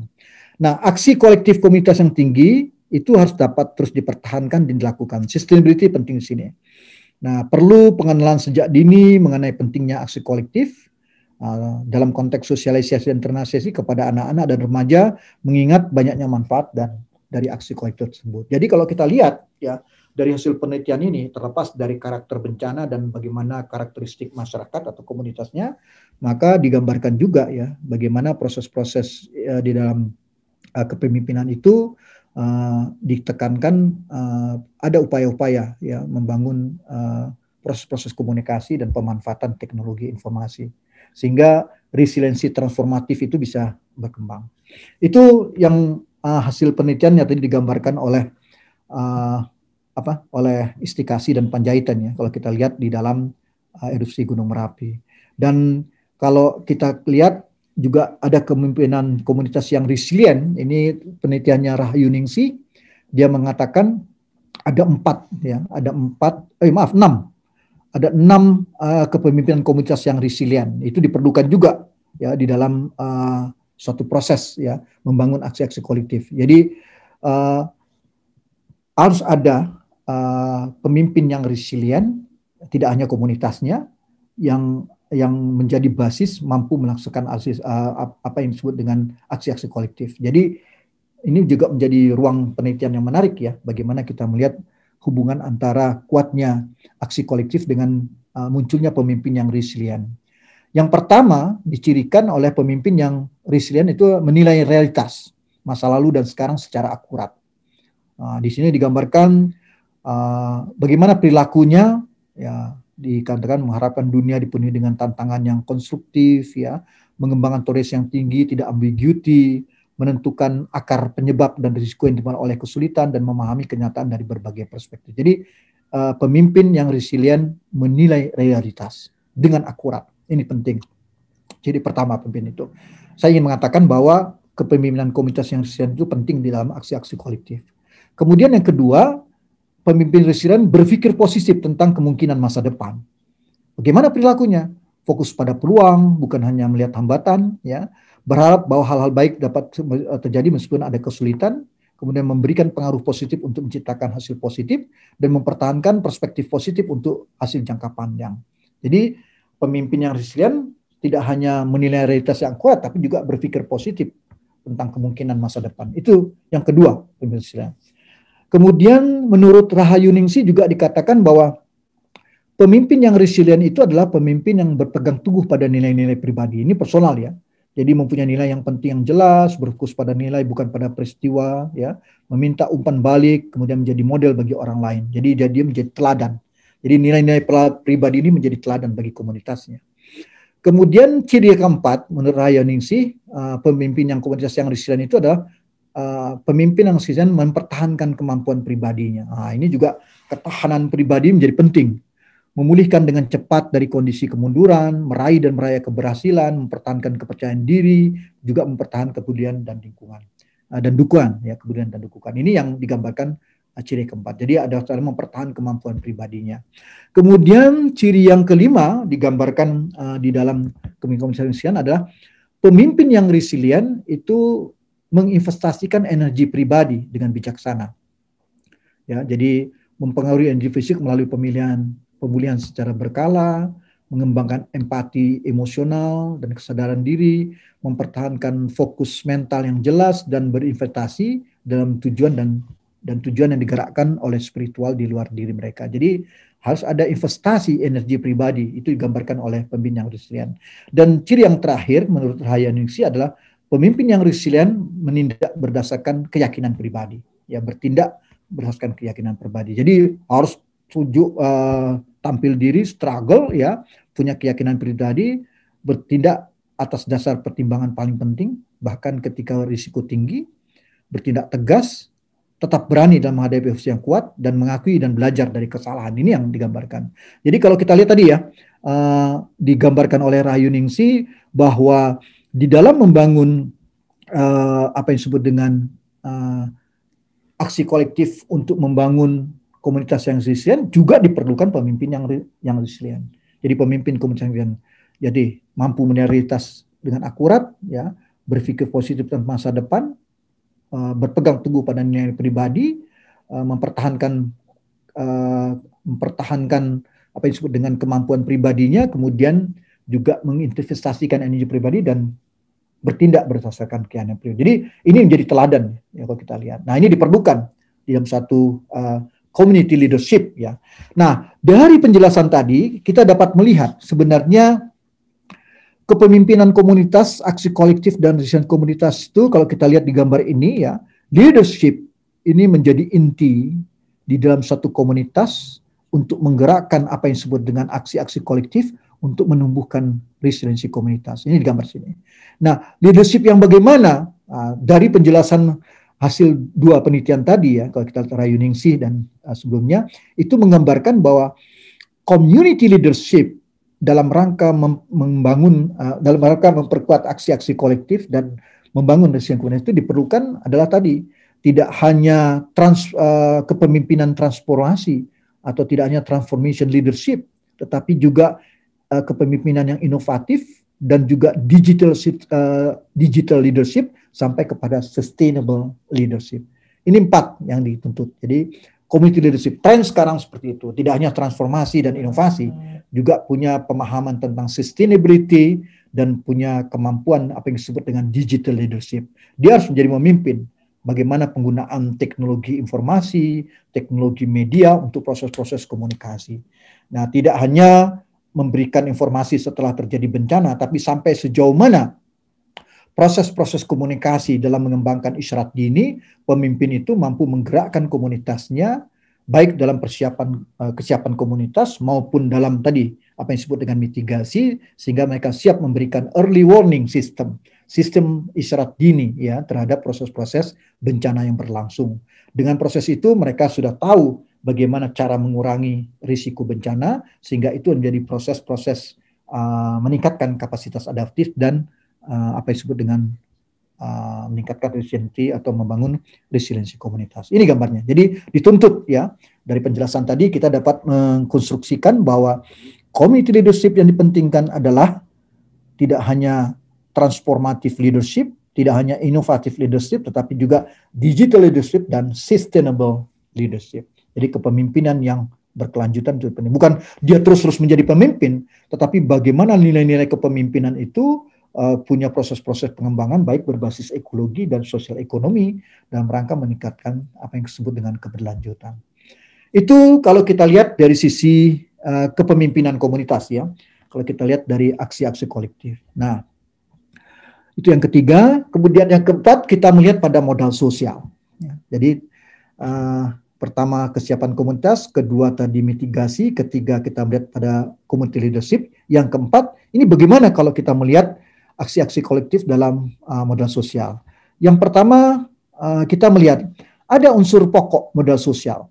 Ya, jadi kalau selama ini sering dipahami bahwa modal sosial itu hanya ada trust, norm, reciprocity dan networking, maka di sini ada 2 tambahan lagi ya. Pengertian modal sosial itu tidak hanya cukup pada nilai values norma, trust, reciprocity, tapi juga ada partisipasi dalam satu jaringan dan tindakan yang proaktif. Ya, jadi ini kalau kita melihat dalam konteks dalam konteks aksi kolektif, maka tindakan yang proaktif itu menjadi penting dalam media seperti apa. Tidak hanya dalam berbasis nilai dan norma dan trust, tapi juga mampu membangun partisipasi dalam satu jaringan. Nah, ini yang penting kalau kita lihat modal sosial. Dan kalau kita menggunakan modal sosial dalam konteks community resilience atau resiliensi komunitas, maka kita juga tidak hanya melihat modal sosial itu berdiri sendiri. Di dalam konteks ini kita perlu melihat bahwa ada yang disebut dengan community capital. Ya, tidak hanya social capital, tetapi bagaimana interaksinya dengan human capital, ya, produce economic capital seperti aset ekonomi, sumber daya, aset finansial ini juga menjadi penting. Selain tadi human capital, kemampuan personal, ya, pendidikan, pengetahuan, kesehatan, keahlian dan yang lain, juga dengan natural capital, ya, bagaimana cuaca, ya, flora dan sebagainya. Nah, ini penting. Jadi misalnya kita lihat kasus tsunami di Aceh, ya. Kalau kita lihat ya, itu kan bencana tsunami di Aceh begitu dahsyatnya. Salah satunya yang terlihat adalah persoalan natural capital. bahwa di daerah pesisir di situ kan mangrove-nya sudah pada hilang, sudah rusak ya, tidak ada pengelolaan yang baik dari sisi konservasi sehingga ketika air dari laut yang besar masuk ke daratan itu tidak ada lagi penapisnya. Nah, jadi harus kita lihat kenapa itu terjadi, karena sosial kapital Gampung juga sudah semakin terganggu, rusak. Ya kita lihat. Nah itu juga tuntutannya kenapa? Karena kepentingan-kepentingan ekonomi, di samping juga mungkin tingkat pengetahuan dan kemampuan masyarakatnya juga relatif rendah. Tapi kita lihat, ya salah satu penyebabnya kalau kita lihat tsunami di Aceh itu ada seandainya secara natural ya mangrove di pesisir itu masih ada, itu paling tidak air yang datang dari laut itu masih bisa ditapis. Tetap terjadi banjir besar, tetapi tidak sedahsyat seperti yang terjadi sekarang. Terjadi ketika itu. Itu yang kita lihat. Sehingga dalam konteks ini saya ingin mengatakan bahwa ketika kita bicara modal sosial dalam kerangka berpikir membangun aksi-aksi kolektif itu tidak bisa berdiri sendiri sosial kapital. Harus kita kaitkan dengan human capital, produce economic capital, dan natural capital. Kita lihat beberapa penelitian. Nah, misalnya Fanny tahun 2017. Bagaimana peran modal sosial dalam aksi kolektif? Dia katakan ya, peran modal sosial itu dalam aksi kolektif penting karena dia menjadi pengaturan sumber daya kolektif. Berbasis apa? Ada trust, ada reciprocity pertukaran, kemudian ada norms, dan yang keempat ada jejaring. Nah, di sini ditekankan, ini menarik dari penelitiannya Fanny, peran modal sosial dalam aksi kolektif itu kata kuncinya adalah pada trust, unsur kepercayaan. Dalam berelasi penting karena memungkinkan terjadinya kerjasama sebagai tindakan kolektif yang dapat bertahan lama sebagai tradisi dalam satu masyarakat. Jadi trust itu menjadi penting. Trust juga mempunyai hubungan yang amat kuat dengan reputasi sosial yang ditandai oleh penghargaan dan hubungan yang bersifat timbal balik ketika reciprocity. Kemudian sikap saling percaya juga menghargai menjadi dasar kerjasama, cooperation ya. Dalam waktu yang lama ini juga kolaborasi dan keberhasilan aksi-aksi kolektif juga bergantung pada nilai dan norma bersama dan sanksi dengan kriteria yang lebih terbuka. Tadi sejak awal kita katakan bahwa di dalam aksi kolektif itu ada aturan-aturan yang disiapkan, disusun, dan itu yang harus menjadi basis dalam melaksanakan, mengendalikan aksi-aksi bersama atau aksi-aksi kolektif. Jadi ini Fanny, hasil penelitian Fanny. Saling percaya, reciprocity pertukaran, ada norms, aturan bersama, dan ada networking, berjejaring. Tapi dia menekankan bahwa kuncinya adalah bagaimana membangun trust itu, ya, baik dalam konteks kerjasama, membangun hubungan yang amat kuat, kemudian sampai juga bagaimana menjadi dasar dalam kerjasama yang dilakukan oleh di dalam membangun collective action. Itu Fanny, ya. Kemudian dia menggambarkan juga dengan Rizky Krisdianto tahun 2019. Terdapat hubungan yang positif antara modal sosial dengan aksi kolektif.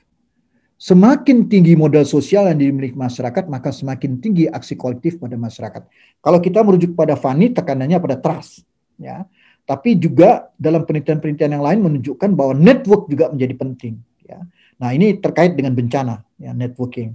Dan bagaimana membangun network itu, infrastruktur dengan teknologi digital juga menjadi penting. Jadi semakin kuat modal sosial, maka semakin tinggi aksi kolektif. Ya. Tapi dia juga menggambarkan dalam penelitiannya Kurnia dan Panjaitan, ya, itu digambarkan bahwa ada satu penelitian menunjukkan bahwa modal sosial itu cenderung kurang berperan dalam menggerakkan aksi kolektif untuk dapat mendukung relasi komunitas. Kenapa ini penting saya kemukakan? Kenapa cenderung kurang berperan? Bahwa tadi mengatakan ada, Krisdianto mengatakan ada hubungan yang positif antara modal sosial dan aksi kolektif. Tapi penelitiannya Kurnia dan Panjaitan menunjukkan ada kecenderungan yang kurang berperan. Mengapa? Nah ini menarik juga. Pertama, dikatakan sebagian besar anggota dari awal kurang terlibat, jadi partisipasinya. Kemudian bencana yang masih sangat menimbulkan trauma yang membuat mereka hanya memikirkan kepentingan masing-masing. Jadi tidak melibatkan kepentingan bersama. Ya. Kemudian yang ketiga, pemimpin komunitas yang sudah relatif tua dan tidak ada regenerasi tidak memunculkan tadi, tidak transformatif, tidak punya inovasi, ya, tidak menggambarkan kemampuan digital leadership sampai kepada sustainable leadership tidak dimunculkan. Dan yang keempat, kenapa cenderung kurang berperan? Karena intervensi bantuan dari pemerintah juga kurang tepat sehingga cenderung menimbulkan ketergantungan pada bagi komunitas. Ini hal-hal yang penting ya. kalau kita lihat ternyata hubungan positif antara modal sosial dan aksi kolektif, tapi juga ada faktor-faktor yang perlu diperhatikan, ya. Tadi mulai dari keterlibatan, ya, kemudian bagaimana bencana itu menimbulkan trauma, pemimpin yang sudah relatif tua sehingga tidak menggambarkan 4 hal dalam community leadership tadi, kemudian juga intervensi bantuan pemerintah kurang tepat. Nggak ada punya informasi data. Ini yang menarik, ya. Jadi harus kita buat ini. Sekali lagi ini mengatakan bahwa kalau kita mau memperkuat aksi kolektif, perkuatlah modal sosial. Ada kasus yang menggambarkan cenderung kurang berperan karena 4 faktor tadi. Dan ini menjadi hal-hal penting, ya, di dalam kita memperkuat modal sosial. Nah, itu yang digambarkan, ya. Kemudian ada juga nih penelitiannya Adriana Panjaitan dan Romawan, itu tentang kohesivitas komunitas, modal sosial dan bencana. Ya, bicaranya fokusnya pada kohesivitas komunitas. Ini menarik pada masyarakat nelayan, komunitas nelayan. Dikatakan dalam penelitian Adriana ini et al. 2018 bahwa komunitas nelayan memiliki modal sosial, sense of community dan community collective efficiency yang kuat, yang akan menghasilkan kohesivitas yang kuat. Akan tetapi ada yang dirasakan belum tentu tercermin dalam kehidupan sehari-hari. Apa itu? Aksi kolektif hanya terdapat pada kegiatan yang mendukung fasilitas umum. Ya, jadi tidak menggambarkan bagaimana kepentingan kehidupan sehari-hari. Kemudian akan tetapi aksi kolektif untuk kepentingan ekonomi hanya terjadi pada kelompok-kelompok kepentingan tertentu. Berdasarkan hasil dapat dikatakan bahwa tingkat kohesivitas komunitas nelayan tinggi, tetapi hanya menghasilkan kesiapan untuk menghadapi perubahan iklim. Jadi pengertian bencana di sini lihat perubahan iklim yang ekstrim, yaitu menimbulkan perubahan-perubahan pada masyarakat nelayan, dan bagaimana kohesivitas komunitas itu menjadi juga sangat penting. Ini contoh, ya, beberapa penelitian yang menggambarkan bagaimana upaya-upaya modal sosial itu juga bisa dilakukan dalam rangka menghadapi bencana dengan kekuatan kohesivitas komunitas. Oke, itu rekan-rekan. Maka kalau kita lihat di sini bahwa modal komunitas dan resiliensi komunitas itu akan mempengaruhi, ya, bagaimana resiliensi komunitas yang terjadi. Apakah pada tipe stability, recovery, atau transformation. Jadi tidak hanya social capital, tapi community capital. Lihat interaksinya dengan human capital, produce economic capital, dan natural capital itu menjadi penting kalau kita lihat dalam konteks model komunitas dan resiliensi komunitas. Nah, ini yang menjadi gambaran kita untuk suatu kerangka berpikir, ya. Mungkin kita bisa melihat, ya, kasus-kasus di Gunung Merapi atau di erupsi Gunung Merapi itu resiliensi komunitasnya sudah sampai pada tipe-tipe transformation. Tapi bagaimana tipe-tipe bencana seperti banjir, ya, gempa bumi, kebakaran hutan, ya, kemudian tanah longsor. Bagaimana dari sisi modal sosial yang kita kembangkan menjadi modal komunitas? Apakah juga bisa sampai pada tipe transformation? Jangan-jangan juga hanya pada stability dan recovery.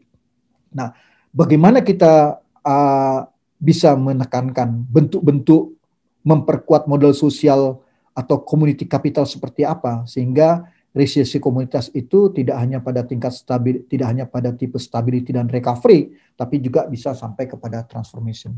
Tapi paling tidak kajian-kajian tadi menunjukkan bahwa model komunitas itu punya hubungan mempengaruhi apa yang kita sebut dengan resiliensi komunitas. Nah, ini yang harus kita pahami, ya, di dalam konteks kita menjelaskan tentang modal. Di tengahnya saya pikir ini ada kita sebut dengan nanti apa yang kita gambarkan sebagai aksi-aksi kolektif.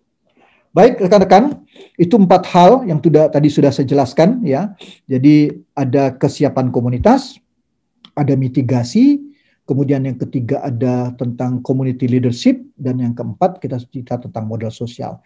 Saya ingin menggambarkan bahwa 4 item tadi, 4 hal tadi merupakan paling tidak dalam topik kuliah kita yang menjadikan suatu proses, ya, alur bagaimana aksi-aksi kolektif itu bisa dibangun di dalam konteks kesiapan komunitas, mitigasi, kemudian community leadership sampai kepada modal sosial. Inilah sebagai upaya-upaya meningkatkan kapasitas adaptif dan membangun apa yang disebut dengan resiliensi komunitas. Tapi tadi saya katakan, resiliensi komunitas seperti apa yang mau kita bangun? Apakah stability, recovery, atau transformation? Tapi dalam penelitian tadi kalau kita lihat di Gunung Merapi, kekhasannya Gunung Merapi itu menciptakan kesuburan lahan pasca gempa, ya, itu bisa menimbulkan proses-proses yang lebih transformation. Tapi kalau kita berprinsip pada bagaimana bencana itu sebagai momentum untuk menggerakkan kesadaran kolektif masyarakat, bisa juga kita mengembangkan apakah itu bencana banjir, tanah longsor, kebakaran, dan sebagainya, itu bisa kita gunakan juga sebagai upaya-upaya tidak hanya membangun pada tipe stability dan recovery, tapi juga sampai kepada transformation. Itu yang kita lihat. 4 tadi kita gunakan sebagai suatu media aksi kolektif. Oleh karena itu, rekan-rekan, dari perkuliahan kita ini, kita mampu membangun satu kerangka, ya, dari penguliahan kolektif tadi, ya, bahwa pendekatan aksi kolektif membangun resiliensi komunitas itu, ya, aksi kolektif itu bisa kita mulai dalam persiapan komunitas, mitigasi, kepemimpinan komunitas, dan modal sosial. Dari penjelasan tadi kita melihat dia 4 hal ini dalam aksi kolektif membangun relasi sosial.